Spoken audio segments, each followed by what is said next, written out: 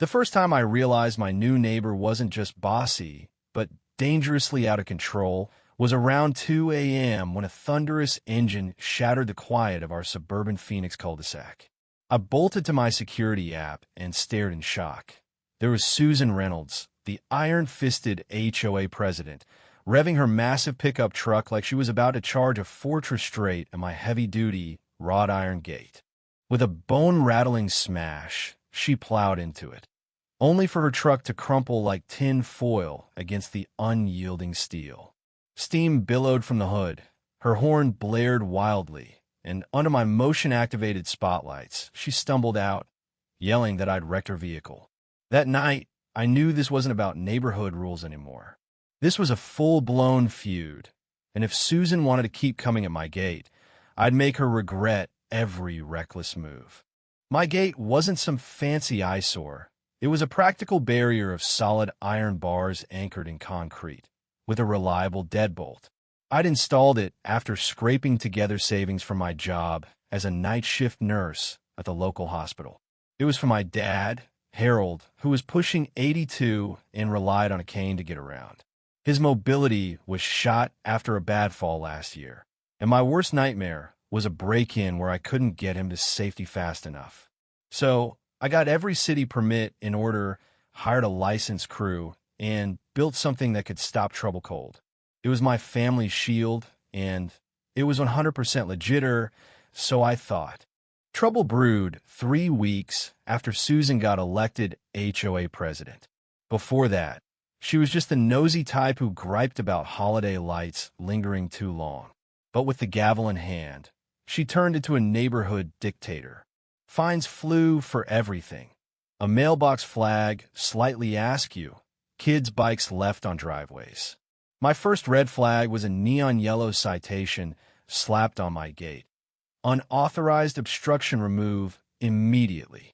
I was exhausted from a 12-hour shift, scrub still reeking of hospital sanitizer, but rage hit hard.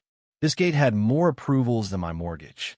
I tried reasoning at her door that afternoon. Susan, mid-40s with a perpetual scowl and perfectly coiffed hair, swung it open like she was granting an audience. Mike, right? What now? I waved the notice. This is bogus. I've got all the permits filed. She snorted. Permits? This is about curb appeal. Our block in Sunny Ridge Estates is supposed to look welcoming, open lawns, low fences. Your barricade screams, keep out. It's ruining the vibe. I bit back my frustration. It's for my dad. He's frail. We need the extra security. Her eyes narrowed. Then maybe this isn't the subdivision for you too. I stood firm. The gate stays. You can't force this. She slammed the door with a venomous glare. We'll see. That should have ended it, but Susan thrived on power plays. 2 nights later, my phone pinged. Motion detected. On the feed, her truck idled ominously at my driveway's edge. And she floored it, tires screeching, slamming into the gate. Metal held, her grill folded like paper. Alarms wailed as I rushed out. Dad called from inside, scared. Stay put, I yelled. Susan was already pacing, phone out, face twisted. You destroyed my truck, she shrieked. I laughed bitterly. Me? You just assaulted my property on camera. Doubt flashed, but she doubled down. I'm enforcing standards. I flipped on every light, cameras rolling. Trespassing and vandalism. Leave now. Panic set in as I dialed 911. Sirens wailed. Cops arrived, unimpressed. I showed the footage. Cuffs clicked. This isn't over, Mike, she spat as they hauled her away. The next day felt like a win, but Susan bounced back fast. At the HOA meeting, she waltzed in, suit crisp like nothing happened. Misunderstanding cleared, she announced. The board had reinstated her. Then she hit me with a new rule. Mandatory inspections for all non-standard structures, fines looming. I dug into the bylaws, bam. New regs needed a full member vote. She hadn't bothered. I canvassed doors. The Millers fined for a bird feeder. The Garcias dinged for porch plants. Signatures piled up 40, then 60. I launched a private Facebook group, Sunny Ridge HOA Watch, and stories flooded. fines for tire marks, pet leashes too long. Susan's reign was exposed. She confronted me, water in my yard. "Think you're smart?" she hissed. I shrugged. "By love, Saisu." She stormed off, fuming. But she upped the ante, somehow getting the city to revoke my Permita fake clerical glitch. Inspection notice.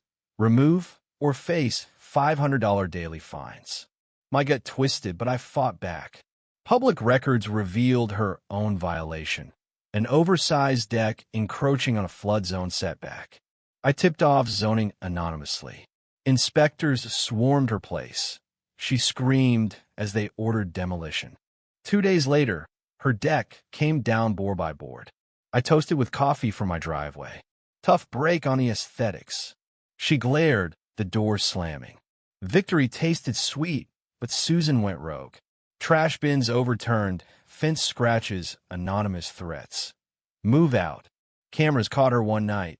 Hoodie up, spray painting outsider trash on my wall. 911 again.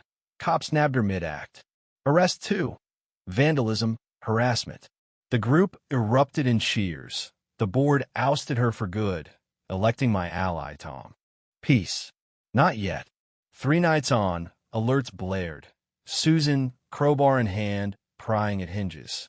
Sparks flew. I confronted her under lights. "You stole everything," she wailed. Sirens closed in. She fled, got tackled. Felony charges, stackhead, no bail. Neighborhood buzzed. Reforms rolled. No secret fines, votes required. But Susan sued from jail. Truck damages, distress. Frivolous, dismissed. Glass shards in my drive or cronies. I compiled dossiers, testimonies, footage. Community meeting. We petitioned the state AG. Her hearing? Evidence buried her. More charges. She mouthed threats, but we stood united. The final blow, another midnight alert. Susan escaped bail somehow. Crowbar swinging. "You ruined me." Sirens, tackled again. No escape, held indefinitely. She sold her house, gone for good. In the end, Sunny Ridge transformed. Block parties, open meetings, no fear. My gate stood tall, a reminder. Bullies crumble when communities rise. Dad smiled more easily. I slept soundly. What do you think? Was Susan justified in her standards, or was she a total tyrant? Share your take in the comments, stand your ground, and let me know your view.